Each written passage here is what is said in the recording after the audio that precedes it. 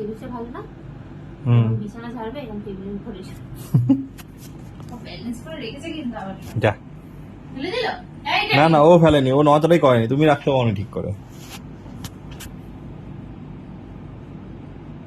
বিছানা চাদর পাল্টালে এরকম টেবিলের উপর রাখতে হয় সব জিনিসপত্র। আর কত ভাবে তোমাকে হেল্প করবো মাম্মাম। নিয়ে কতটা ব্যালেন্স করতে পারিস নড়বি? ও কিন্তু নড়ছে না, তোমার বালিশই নড়ছে। তোকে তুই নড়ছিস?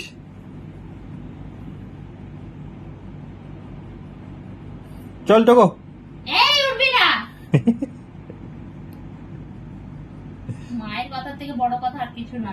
দেখবে কার কথা বেশি?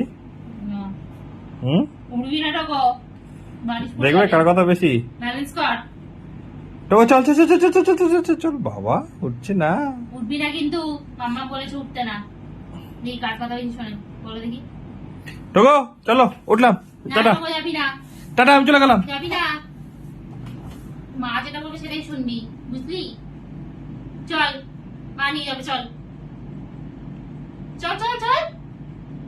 উঠবে না, বালিশ দিয়েছো। একটা বালিশ মাথায় রাখ, একটা বালিশ মাথায় রাখ। এবার বাড়াবাড়ি হচ্ছে মাম্মাম, এতক্ষণ তো আমি কিছু সহ্য করে গেছি, কিন্তু এবার বাড়াবাড়ি হচ্ছে। আরো বালিশ দেবো, কম্বল। হ্যাঁ গরম লাগবে, গরম লাগলে উঠতে পারে, গরম লাগলে কি এসি চলছে বলে যাতা যাতা হচ্ছে নাকি? যা কোথায় টোকোকে দেখা যাচ্ছে না তো। টোকো